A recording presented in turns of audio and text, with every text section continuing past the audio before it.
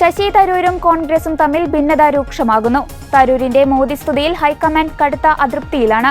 തരൂരുമായി ചർച്ചയില്ലെന്ന് നേതൃത്വം വ്യക്തമാക്കി.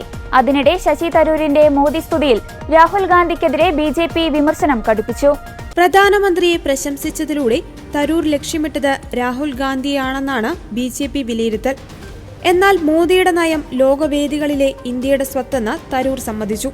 രാഹുലിന്റെ നയങ്ങൾക്ക് സ്വന്തം പാർട്ടിയിൽ പോലും സ്വീകാര്യതയില്ലെന്നും BJP വ്യക്തമാക്കി. ഓപ്പറേഷൻ സിന്ദൂറിന്റെ ഭാഗമായി നടത്തിയ വിദേശ പര്യടനത്തെക്കുറിച്ച് വിശദീകരിച്ചെഴുതിയ ലേഖനത്തിലാണ് പ്രധാനമന്ത്രിയുടെ കഴിവുകളെ തരൂർ പ്രശംസിക്കുന്നത്. മോദിയുടെ ഊർജം, ചലനാത്മകത, ഇടപഴകുവാനുള്ള സന്നദ്ധത ഇതൊക്കെയാണ് തരൂർ വിശദീകരിക്കുന്നത്. ഈ 3 ഗുണങ്ങളും ലോകവേദികളിൽ ഇന്ത്യയുടെ സ്വത്താണെന്നാണ് തരൂർ പുകഴ്ത്തുന്നത്. മികച്ച പിന്തുണ അദ്ദേഹം അർഹിക്കുന്നുണ്ട്.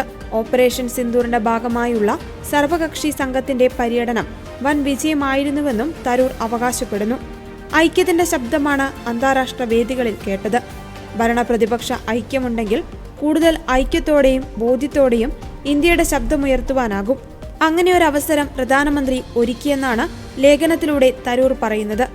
ഓപ്പറേഷൻ സിന്ദൂറിലൂടെ കേന്ദ്ര സർക്കാരിനെയും മോദിയെയും അകമഴിഞ്ഞ് പുകഴ്ത്തുന്ന തരൂരിന്റെ ലേഖനം പ്രധാനമന്ത്രിയുടെ ഓഫീസ് പങ്കുവച്ചു.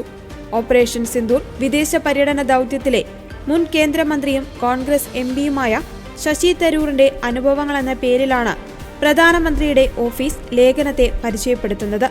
അതേസമയം പ്രധാനമന്ത്രിയുടെ ദൗത്യമേറ്റെടുത്തുള്ള 3 രാജ്യങ്ങളിലെ തരൂരിന്റെ പുതിയ പര്യടനം സംബന്ധിച്ച വിവരങ്ങളൊന്നും ഇതുവരെ പുറത്തുവിട്ടിട്ടില്ല.